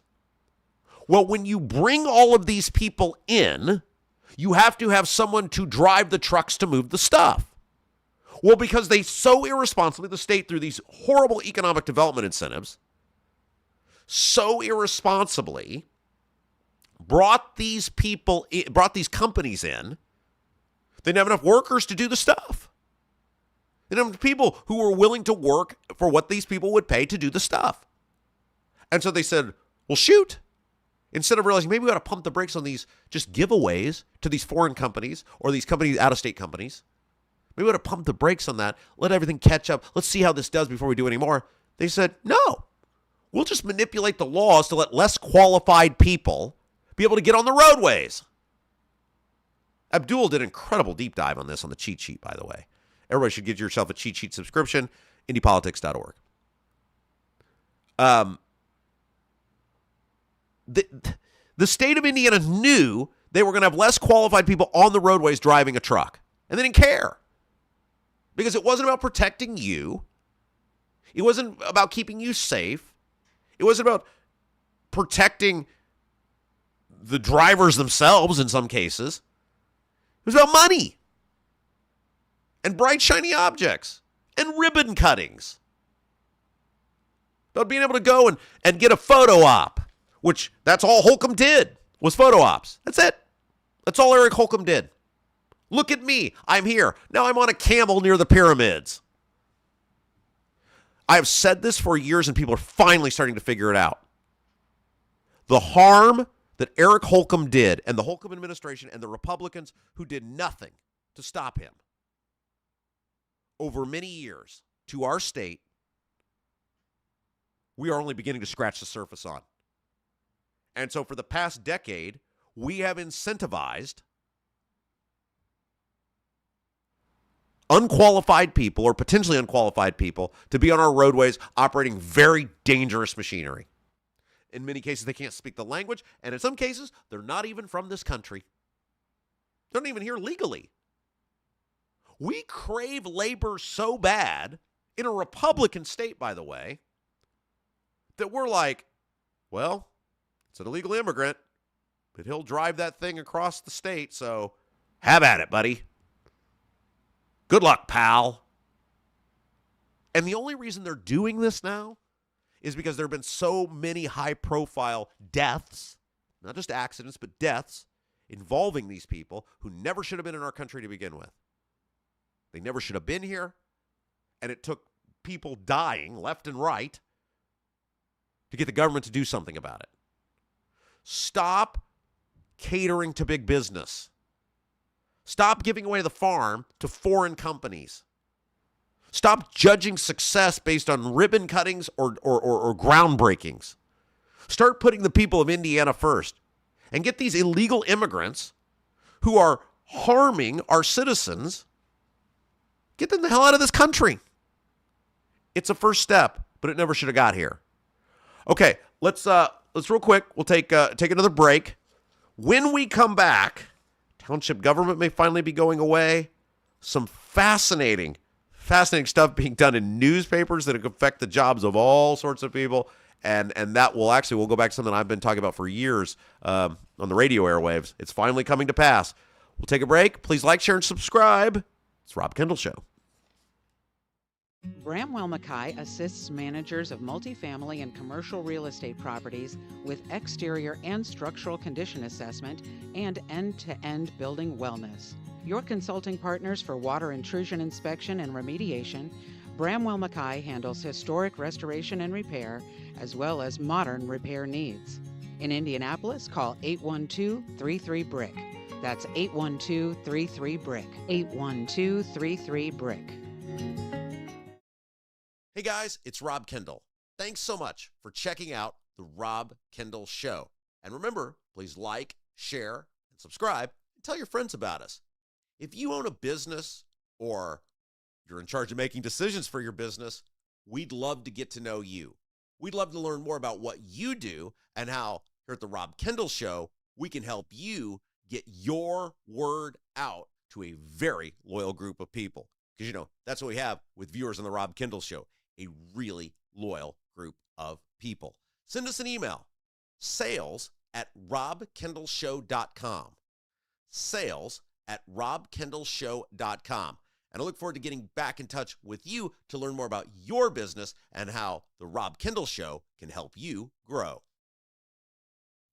Are you a Clay County resident who is ready to be part of creating a brighter future for our citizens? Doug Cobb is running for county commissioner and will bring fresh perspective to the table. A local farm and business owner, he has skin in the game of our county's success. He knows that a great team can accomplish so much more than any one of us alone and is ready to create a brighter future for Clay County together. The committee to elect Doug Cobb approves this ad. Paid for by Linda Cheatham.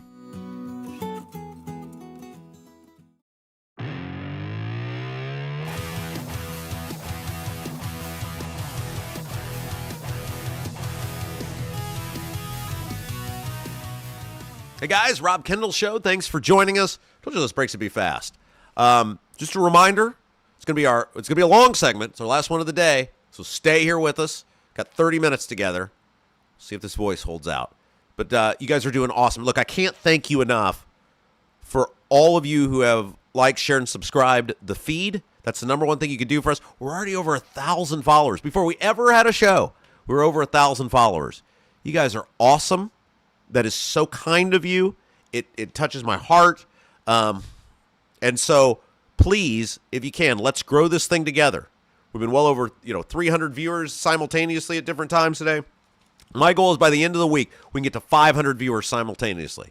And that, of course, means we have way more of that throughout the course of the show. But at one time, that many people watching. Tell your friends. The podcast will be up. If you miss anything, you go back and watch it later at your convenience. You guys have been awesome. From the bottom of my heart, if you were watching on the Twitter for a month and a half, you guys are awesome. If you guys were watching on the Facebook, you guys are awesome. And now we're watching here. And yes, we're going to go other places, other platforms, do other things. We're going to get there. What's the old saying? Rome wasn't built in a day, right? There is a little method to this madness. And so right now, to best grow, because it's about look at what we've done today. Who else is going to do that and do it the way we do it? Nobody. And we're going to do this every single day for you guys. It was funny. Like last night, I was putting the producer Jason, by the way, friend of the stars, Zen master, all around great guy. He has really been the maestro that's put all of this together. By the way, did you guys know this? Jason is a published author. He has several books out. They're fabulous. One of the many things he does, he's a musician, he's a photographer. He has spent many, many years dragging my carcass around with him. On Amazon, right now you just go Jason Dozier, Dozier, Jason Dozier on Amazon. His list of books will pop up. You can help him out. He's working right now for a peanut butter and jelly sandwich. So help him out. Search him on Amazon. His books are great. Jason Dozier, Dozier. All right, so a couple things I wanted to get into while we got time today. The Washington Post, and I said, we're going to talk about some national stories if they have the potential to affect us here. And this one totally does, because it's something I've been talking about for years and years and years. The Washington Post has a fascinating story about so Cleveland's largest newspaper is the Cleveland Plain Dealer. And Cleveland.com is now the website. It's like many other publications. I think it still prints a physical copy, but the majority of their traffic now consumed via the internet. But the Cleveland Plain Dealer now has its stories being written by artificial intelligence. This is wild, right? I read this story. I was like, oh my gosh, this is crazy. So what is happening is they still have writers, but the writers don't write the stories. The writers simply gather a bunch of information and then they just throw it into AI. And then AI writes the stories. And I'm reading this going, it's happening. All the stuff I've been barking about for years on the radio show, it's happening. AI is literally taking over. Now, of course, the journalist societies and everything else, they're outraged over this, right? You're taking our jobs. By the way, the Cleveland Plain Dealer, let me get the numbers on this. Yes, they had 400 employees in the late 1990s. They have 71 today. The jobs went away a long time ago, guys, right? Like AI is just like the newest. As a recovering radio broadcaster, I'll tell you, the jobs went away a long time ago. I've owned a radio station. I've owned a sports streaming company. Like I know, we joke about how bad I am at technology. I know enough to be dangerous. And the technology has quickly, really the past 25 years, been eviscerating jobs left and right. Like you can pin it on AI now. AI might be the final nail in the coffin, but the coffin's been being sealed for many, many years. Now, what's fascinating about this, though, is the head guy. His name is Chris Quinn, the editor of the Cleveland Plain Dealer. He's defending this because he's saying, no. You guys are looking at this all wrong. We don't have the ability to pay journalists anymore. So the people we can pay can do more stories if we let AI write the stories. And I thought about that and I thought, well, that's actually really interesting, because if we're going to accept that mega corporations are owning the majority of our media outlets now, are certainly the big players, right? Look at who owns your TV stations, even here in central Indiana. Look at who owns your radio stations here in central Indiana. Look at who owns the newspaper. Like, they're owned. Now, Capital Chronicle is a little different. They're a philanthropic organization. They get money from donors or a fund that was set up. But by and large, your for-profit entities are owned in the newspaper, radio, and TV business, especially in major cities. They're owned by corporations. Corporations are in it to make money. And by the way, these corporations, they don't just own the radio stations where you live, for the most part. They own them in California and New York and Florida and Maryland and Ohio. And this is why, and we talked about this for years, the media industry, the terrestrial media industry has struggled because the profits that you make, if you're on a station that's making money, it's not good enough. Because you're offsetting some guy in Atlanta, Georgia, who's losing money. You might say, well, look at what I'm doing. But it's not enough because I'm losing money over here. Or even if you do happen to make money, you got shareholders that are demanding more profits. You've got CEOs that are demanding higher salaries or the same salaries, which are very big.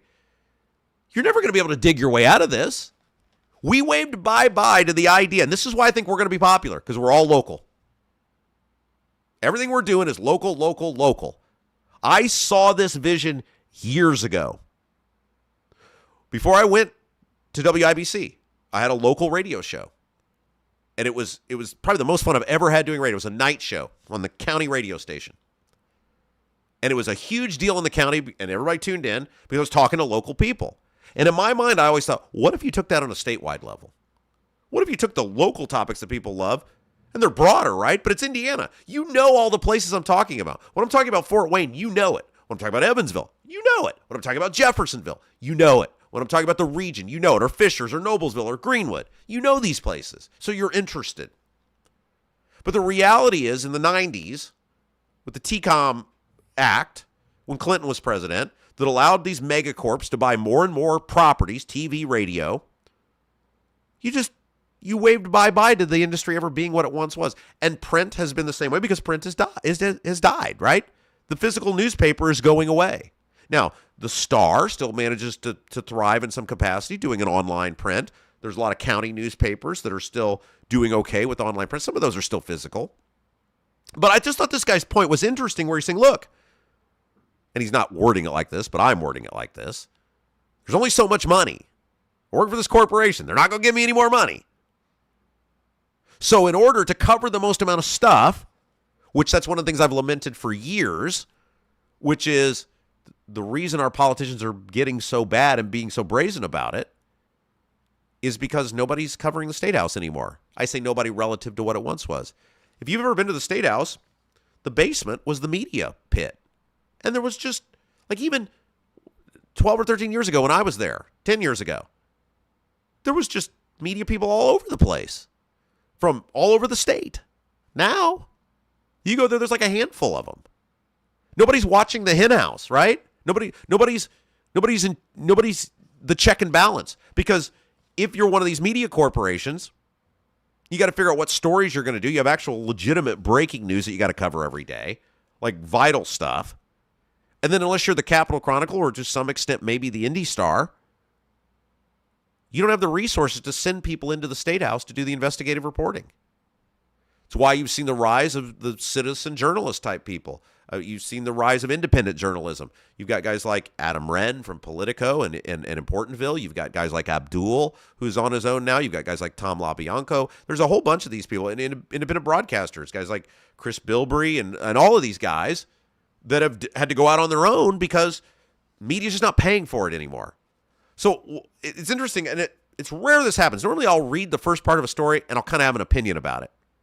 But as I'm reading this story on AI, and I hear this editor for the Washington Post start talking about it, I thought, you know what? He has a point. If he wants to cover more stuff, if he wants to have more transparency, whether it's government or whatever, and he's only got so many guys or girls, wouldn't the better use of the resource to be to get something is to allow these people to maybe be able to do 2 or 3 stories a day with the help of AI rather than just one and everything else goes uncovered? I think that's interesting, but I also think it's a broader point, which is we are not prepared for the AI takeover in almost any field. In almost any field, we are not prepared for the AI takeover. Look, I talked about this for a long time about, my wife works in the cybersecurity field. She has learned all about this stuff, and what she has said, and she was pointing out something to me the other day. She said, about 2 years ago, she said, AI is dumb right now. She said, wait till AI gets smart. AI is learning. It's literally Terminator, right? Like it's learning. It's becoming self-aware.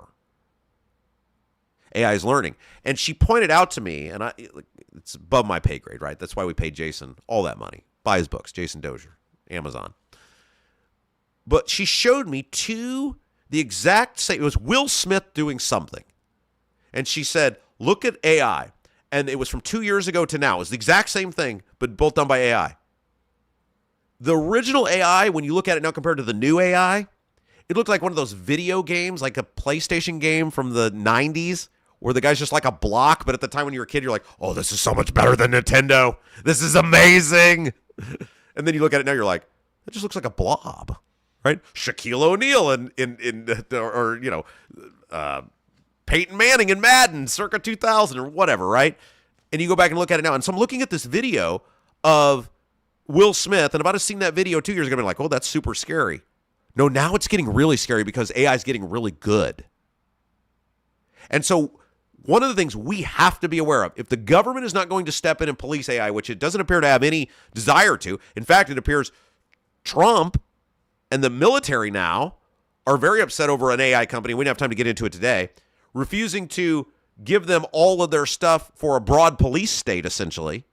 And so they're telling people not to do business with this AI company, and they're switching over to the Chat GPT. Yeah.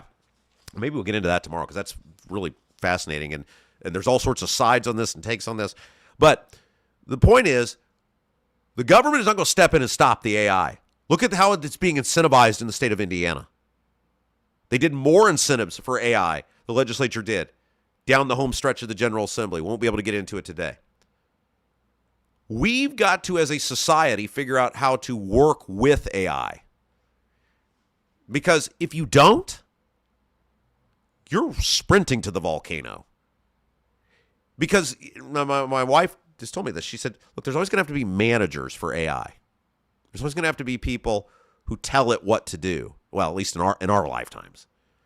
And so in any job, unless you are a job like a plumber, electrician, lineman, carpenter, those sorts of things are still in our lifetimes are all going to require physical people to do those works. I don't think AI is going to get to the point where they're going to send robots in to be able to do it that fast or make that affordable.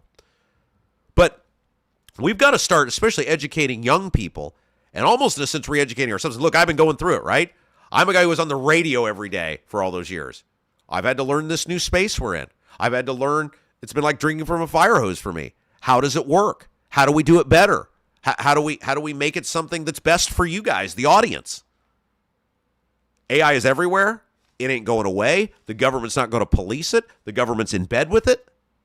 And so as the Washington Post is the story in the Washington Post where the Cleveland Plain Dealer is talking about, they kind of just said, well, let's figure out how to make the best of it and get the most out of our resources and keep people employed. I thought that was a very, very interesting story that I wanted to touch on. Okay, a couple other things I wanted to get to real quick. Township governments, major change coming to township governments thanks to the General Assembly. I don't want to ever hear, Rob never has anything good to say about the General Assembly. I'm about to say something nice. They did something good. Finally, here it is in my right hand there. I was going to say my formerly nicotine-stained fingers, Jason, but I think is that copyrighted? I don't know. Anyway, Capitol Chronicle with the article. 325 townships now face the likelihood of having to merge somewhere else. And this is a good thing. Now, that sounds like a lot. When you factor in the fact that there's over 1,000 townships in our state, it's a drop in the bucket, but it's a starting point. And I know many of you are longtime listeners, longtime viewers. You know this, but for those of you who are new, let me just briefly explain kind of what this is and why this is good for you. So, in the early days of our state, they put together a layer of government called township government, which it wasn't the county and it wasn't a city or town. It was this layer in between, where like if you lived in an unincorporated area, this was your local unit of government. And back in the day when people traveled by horse and buggy, and it might have taken a day for you to get into the nearest town, and you were in a rural forest in some cases, there was a strong case to be made for having a local unit of government if you needed something for someone to try to help you out. It is not 1865 anymore. The steam engine, the Model T, No longer a thing. Like, take where I live in Brownsburg. Anybody can get into the heart of Brownsburg in about 5 minutes these days in the greater Brownsburg area. And yet, this layer of government, which over time has gotten fewer and fewer responsibilities, has continued to exist and take your tax money. And that's the most important thing. They continue to take your tax money. On your property tax bill, you will find a layer for township government. Part of your property tax bill goes to pay for this group of people who don't really do anything. They certainly don't do anything that couldn't be done by someone else. The primary job of the township government now is poor relief. People who don't make a certain amount or they need help with their electric bills or whatever. The township trustee, who is the administrator, an elected person, makes that choice and then delivers poor relief. That is a service that could easily be provided by an already existing layer of government. Other things the townships can do: maintain parks, cut cemeteries. They oversee in some cases, fire departments. If there is no interlocal agreement with a fire department, it's not a lot of stuff. And it's really nothing that couldn't be done by other units of government. And going back 20 years now, the state has tried to get a handle on township government and has failed every single time. A lot of people don't realize that when Mitch Daniels got property tax caps in 2008, he really wanted township government reform. He put together a commission called the Kernan Shepard Report, which was Chief Justice of the Supreme Court, Indiana State Supreme Court, Randy Shepard, a Republican, Joe Kernan, the former governor, a Democrat, and they came up with this bipartisan group of solutions to make local government less expensive, make it better, make it more accountable. And one of the things they were saying, township government's got to go. This is a waste. These are Democrats and Republicans saying this, right? It's bipartisan. This is a waste. This is ineffective use of our tax dollars. And there was such intense pushback from township trustees and the political establishment in these counties that the lawmakers wouldn't take it on. And the compromise with Daniels was the lawmakers said, we will give you property tax caps in exchange for us not having to do township government reform. That is how scared to death the lawmakers were of township government reform. And for 20 years on, there's been a fight to get rid of township government. It hasn't gotten anywhere until now.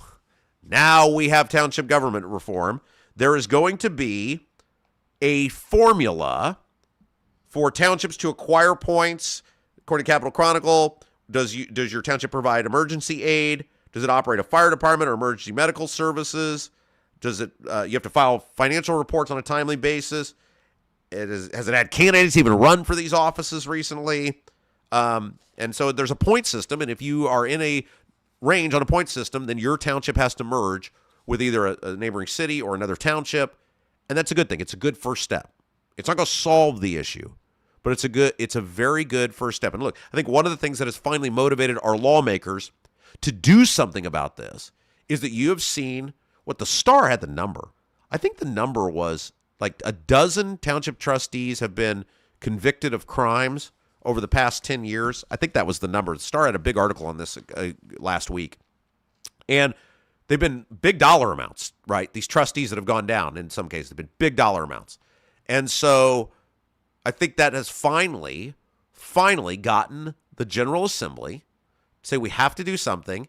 I think it's finally gotten the Trustees Association to finally accept, hey, something's got to go down. Instead of getting run over by the train, let's try to drive it and get the least amount of damage possible. But it's good. Because right now, where local governments are claiming they're starved for revenue, you have a layer of government that doesn't really do anything, that can't be done by anybody else. And it's silly for us to keep paying for those services. Really, you're just paying for the trustee. Primarily, you're just paying for the trustee. And you're paying for that person to have a job. And in some cases, as the Star laid out last week, their family members to have jobs.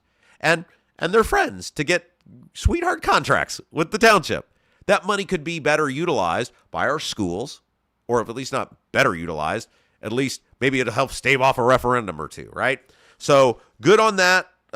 Senate Bill 270 was the bill. It is to the governor. As always, we will see if he signs it or not. All right, one final story I wanted to touch on today. Sometimes I even impress myself. I'm going to end up perfect on the story count. Oh, there's the clock. Jason's giving me hand signals here to tell me how much time I had left. And then I was like, Well, you dummy. He just pointed at the clock. We have a giant clock right there. So focused on you people at home. Laser focused, right? By the way, I want to thank you guys for being with me today on this debut episode. Look, this is the media that I've always wanted to do. I've had this in my mind for years and years and years. Now, in my mind, it was always on the radio, right? But this media with just me talking to you for 2 or 3 hours. And by the way, people keep asking, are you going to expand the show?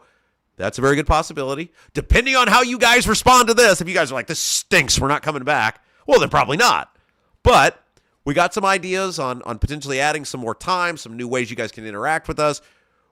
Here, let me just be very candid with you. Our process the past couple of weeks, get this thing on the air, right? Get it looking decent.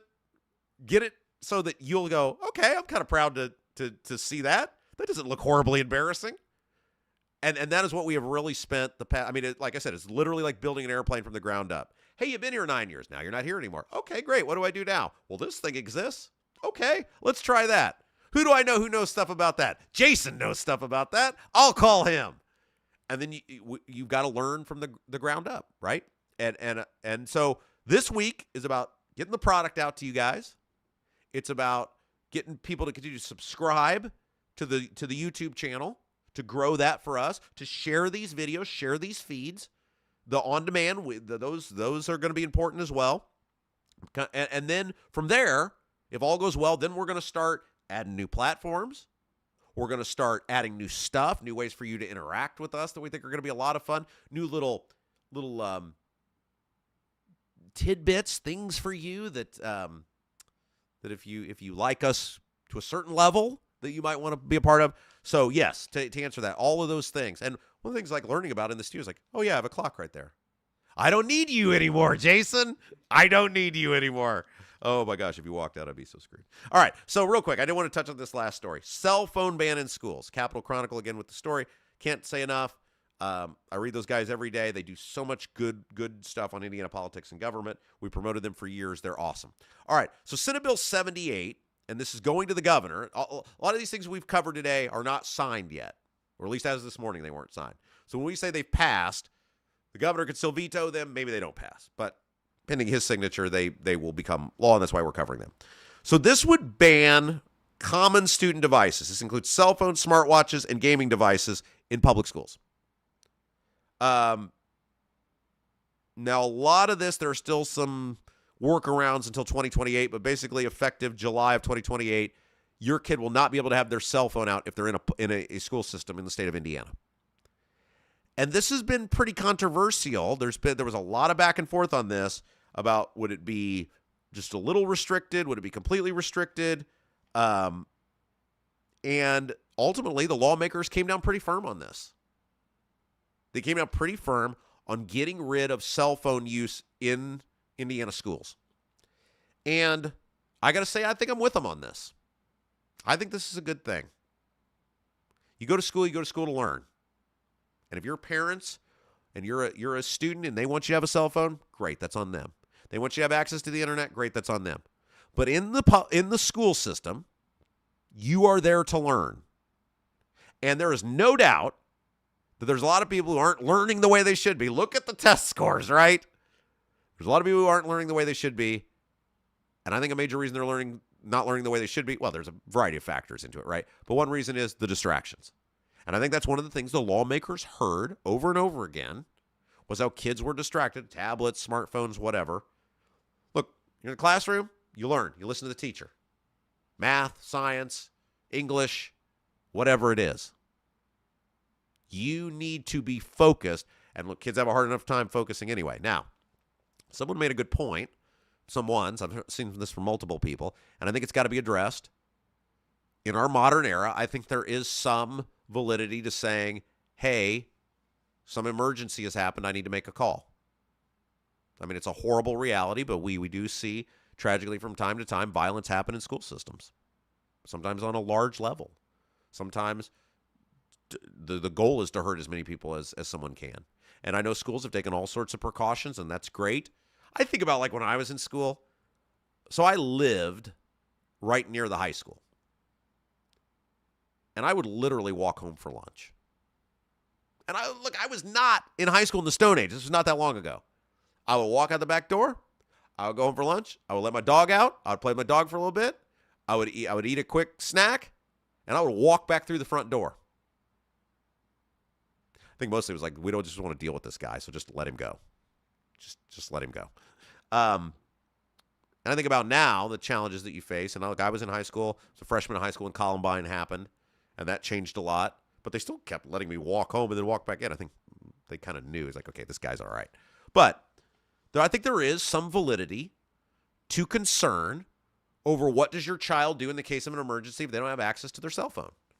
Because they're not supposed to have it on their person at all. I don't think it's supposed to be in a bag or anything. I think they're not supposed to have it on their person according to this law.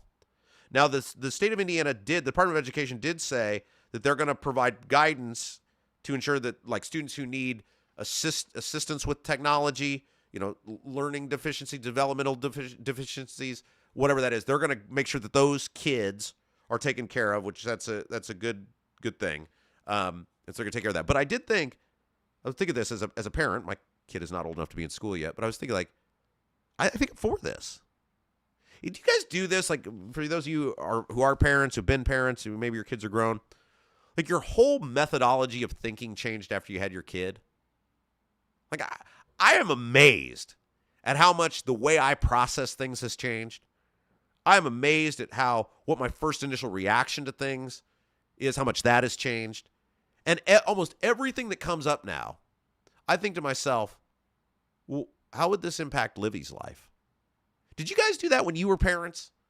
Like, as soon as you become a parent, like, I never really thought about anything much other than, like, how does this affect me?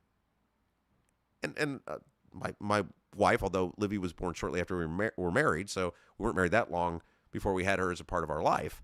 But it was always just like, how does this affect me? And then instantaneously overnight, boom, how does this affect her?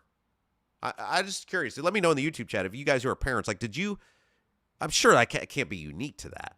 I'm sure it can't be the only person who's thought that way. But I think about all these things now. When I read the stories, like, what would I want her to do when she's in school? Now, my kid is going to get a phone, and it's only going to be to make emergency calls and text messages. No internet. No unsupervised internet in my house. And you can say I'm a helicopter parent if you want. I don't care.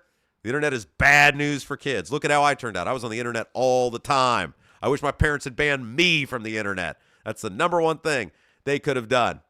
All right, guys, we got just a few minutes left here. I want to just give some thank yous on our debut episode. First of all, I want to thank you guys. Outstanding numbers. You guys are incredible. It's like you're thinking, anybody care about this? Anybody watch this? You guys have. The 1,000 subscribers before we ever started a show. You guys are amazing. Like, I can't thank you enough for that. And it tells me that Jason and I, we bet on the right horse, and that horse is you guys. That you guys are going to respond, and you're going to tell your friends, and you're going to share this, and you're going to hit the subscribe button, and you're going to tell your friends to do it, and you're going to go along on this journey with us. I can't wait to see what's next. I guess I'll know in a few hours. I do my own templates now, so whatever I put on the sheet, that's what's next. But I can't wait for that, and I just can't thank you guys enough from the bottom of my heart for all of your contributions. The people who have helped us get this off the ground, there have been many people have just offered advice. People have let us use their studios. I don't know if he wants his name associated with me, so I'll ask him before I say his name. But there have been some people who have very generously let us use their studio. I don't want to harm anybody's reputation being associated with me. So thank you to those people. But we've asked a lot of people's advice. A lot of people have reached out and offered to help in a variety of fashion. And so we can't thank them enough. And obviously, Jason, producer Jason, all he's done. Buy his book, Jason Dozier. Books, plural. Amazon, Jason Dozier. He is awesome and outstanding. So we will close with this. This was day one of our journey. There are going to be many curves throughout this. It's going to be a long trip. And I hope it never ends. Because you guys are special. You guys are worth fighting for. You guys deserve an advocate who every day is going to go to bat for you. And I would hope it'd be our lawmakers. I would hope it would be the people we elect, but they don't do it, man. And we've been burned too many times by these people who say, I want this.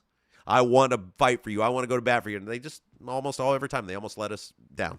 And so we can't count on it anymore. So this is what I have to offer you guys. And I'm going to give you 100% every single day to find these stories and come up with takes and analysis of them that you deserve, to be the fighter for you, because that is my passion. And that is what gets me up, and excited about coming to work each day. Trust me, it ain't the money.